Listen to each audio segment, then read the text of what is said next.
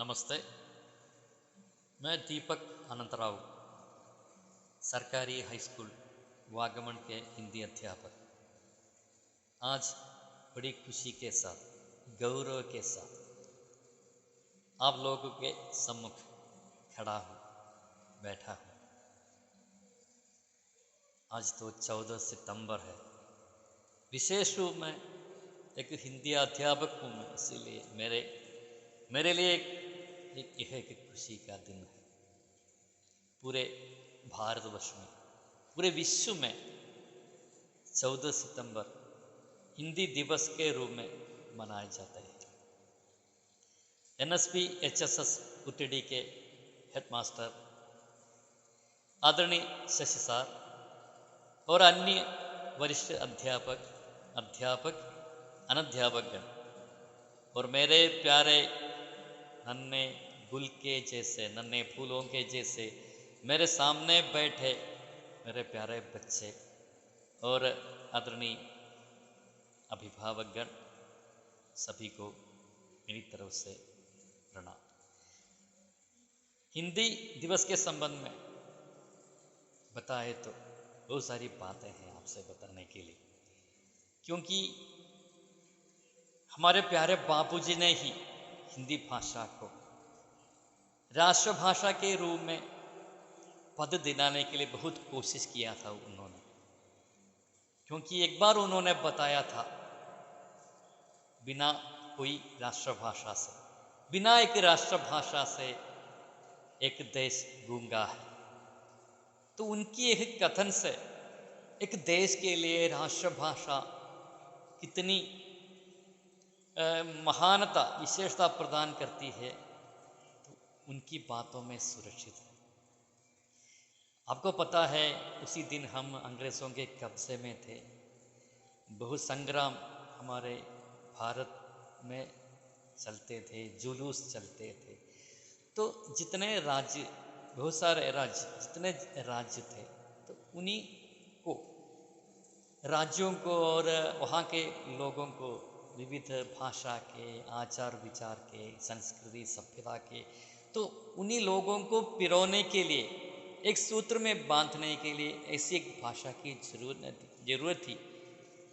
तो इसीलिए बापूजी ने हिंदी को अपील किया था राष्ट्रभाषा के रूप में। हिंदी को, यानी राष्ट्रभाषा के पद पर हिंदी को बिठाना ही उनकी अपील थी।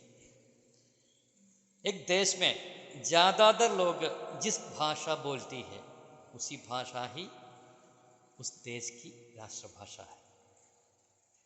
हमारे भारतवर्ष अभी तो 130 करोड़ लोग हैं। अभी हमारे भारत में मैं समझता हूँ 50 या 60%, 60%, 60% से ज़्यादा लोग हिंदी भाषा बोली जाती है। इसीलिए उन्होंने एक बात वे जानते थे ये बात, इसलिए राष्ट्रभाषा के रूप में इनको अपनाने का अपील उन्होंने किया था।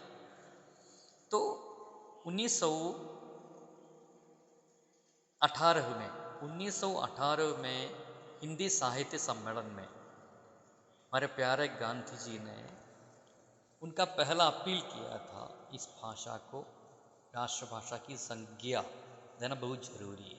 तो बाद में 1949 को संविधान में विधानसभा ने एक निर्णय लिया था, हिंदी भाषा को देश भाषा के रूप में चुनने का निर्णय, चर्चाएं हुई थी। और उसके बाद 14 सितंबर को पूरे भारतवर्ष में, विश्व भर में यही हिंदी दिन चलाने का निर्णय लिया। और मैं समझता हूँ 1953 में, 1953 से लेकर, वहाँ से लेकर ये 14 सितंबर हिंदी भाषा को के रूप में, यानी हमारे भारतवर्ष के विशेष भाषा हिंदी को लेकर क्या है, ये माहौल चलाने का निर्णय भी लिया था।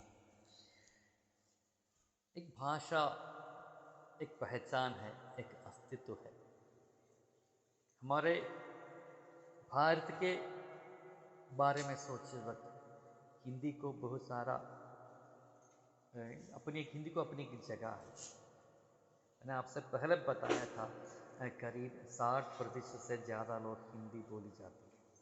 इसलिए मैं समझता हूँ अगर आप भारत की आत्मा छूना चाहते हैं तो हिंदी भाषा को अपनाना चाहिए।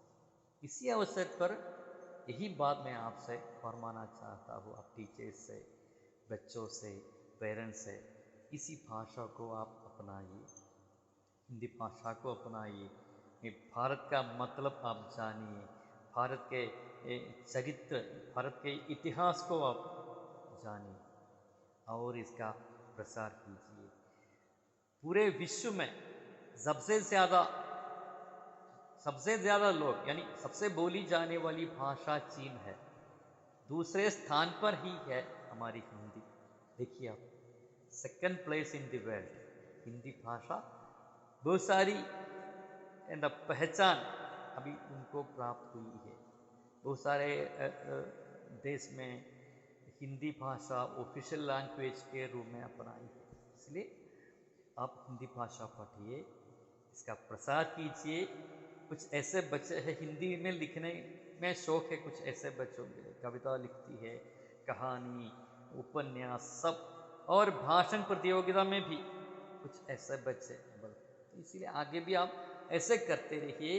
ये बापूजी का सपना था, आगे भी आप करते रहिए। हिंदी के लिए आप अपना तन मन धन सब दीजिए। ओके, इसी अवसर पर बहुत खुश भी हूँ क्योंकि आज का ऐसा मौका मुझे भी प्राप्त हुआ है। आपके सम्मुख आकर चंद शब्द हिंदी के बारे में बोलने का अवसर भी प्राप्त हुआ था। इसीलिए हमारे प्यारे शशि सर और अन्य तनुजा टीचर, अन्य अध्यापकगण से मैं अपनी आभारी, तहे दिल से अपनी आभारी में व्यक्त करना चाहता हूँ। एक बार फिर सभी को हिंदी दिवस की शुभकामनाएं दे रहा हूँ। आगे भी आप करते रहिए, हिंदी को जानिए, हिंदी को पहचानिए, हमारे देश की आत्मा को सुनिए। धन्यवाद, सबको शुभकामनाएं।